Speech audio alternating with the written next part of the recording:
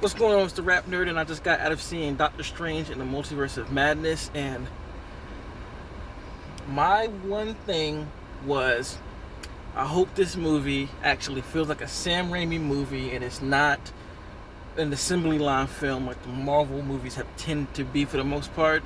And I asked, and I received. Oh my goodness, this right here is 100% Sam Raimi.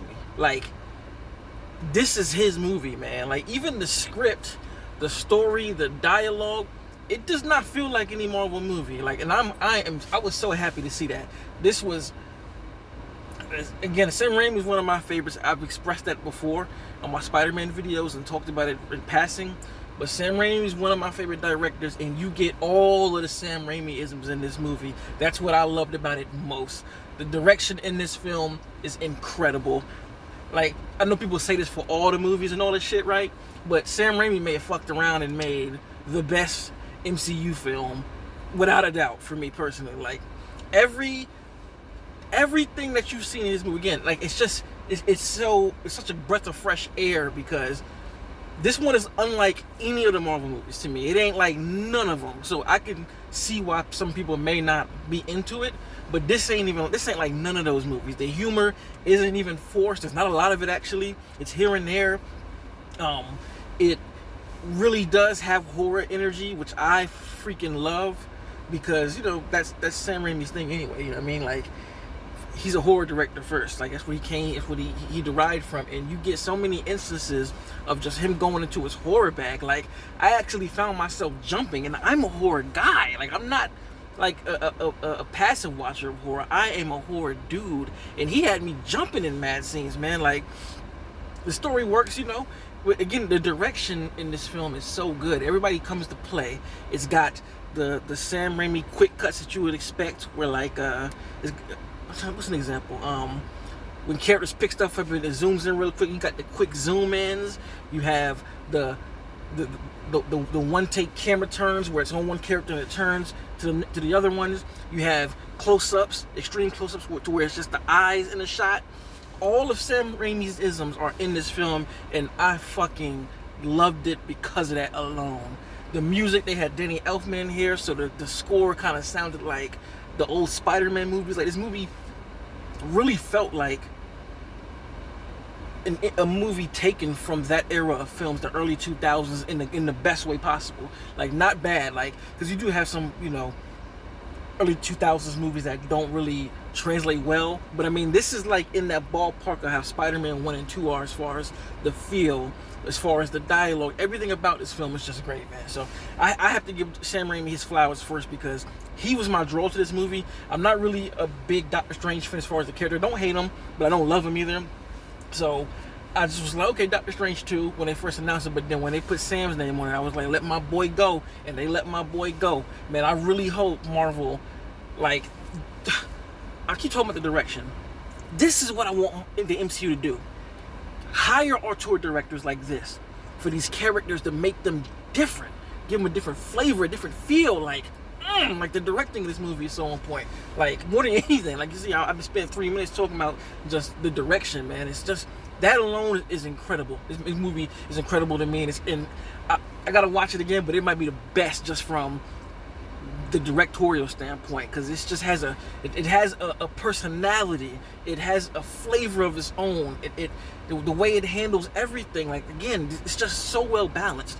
And to speak to the direction, like, the action, all of it is on point. I mean, there's a sequence when Doctor Strange is fighting hand-to-hand combat on some John Wick shit. Like, what? Insane, man. So again, I'm trying to think of what to say without spoiling it, but to get you guys hyped, because, I mean, this is one of them ones, dog. This is a graphic novel movie.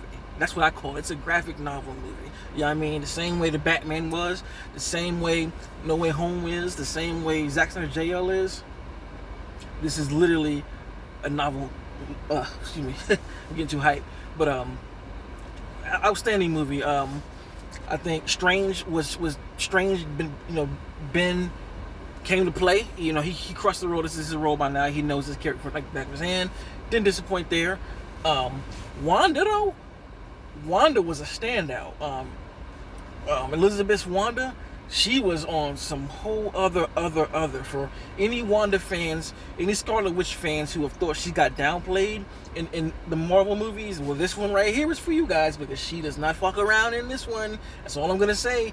I mean, it's unfathomable with the shit she does in this movie. Like, it caught me off guard. I think the whole crowd was caught off guard with the amount of things that were done in this movie. Again, this film, like I said, it has the horror elements. I love that aspect. It's like a real horror movie. There are moments that really play out like you would see in Drag Me to Hell. Like there are a lot of moments like that, like little Sam Raimi moments of somebody being in a house. The window opens, wind blows, and you see leaves blowing. Like, man, oh man, it's just really small stuff like that just makes this movie so perfect for me, man. Like, what else? It's violent, very violent. Like, when you saw people saying that, oh yeah, it takes it there. It's probably, I think this is easily, I can say, the most violent MCU film to date. Like, cause shit gets real. And oh man, it's just a wild ride. Like, it starts out, it throws a big ass action set piece at you from the front, from the jump, and then you get another one that's front loaded from the jump, and it takes its time to tell a story, and the way it weaves in and out of the plot line, I fucking loved it, man. Like, it is literally what the title says, Doctor Strange in the Multiverse of Madness. There aren't a lot of cameos, and I'm pretty sure by now you know what the cameos are, and they are there, and they are fucking fantastic. They are super dope. I loved that part when it happens. I'm not gonna say it for those who don't know, but if you know, you know it's there, and I just loved it because it was handled so well. You know, it was what it was, and it didn't overdo it. It did what it needed to do, and it wasn't a plot device. Like, it was not a plot device. It was reason. There was reasoning to that. You know what I'm saying? It just wasn't there to make people cheer. It actually made sense for it to happen in the story. You get real character moments between America Chavez, and she did a good job too. She did a really good job. You know, and who else? Back to Cumberbatch. He did a really good job too, because you see from the trailers, it's not a spoiler, but you see multiple Stranges, and he's able to act like different versions of himself in slight ways that you can differentiate which one is which. So he did a good job. Wong was back, getting it in with the action. Like, I'm telling you, the action in this movie is on point, very on point, way more on point than I expected it to be. I'm gonna be honest with you. Like, there's like hand-to-hand action, there's great choreography, there's all types of things in here. The color grading is probably the best in the MCU. Like, it reminded me of Phase 1 as far as the way it was colored. The cinematography, again, the camera movement, man. Raimi is insane. Raimi is a madman for doing this. Like, I cannot praise him enough.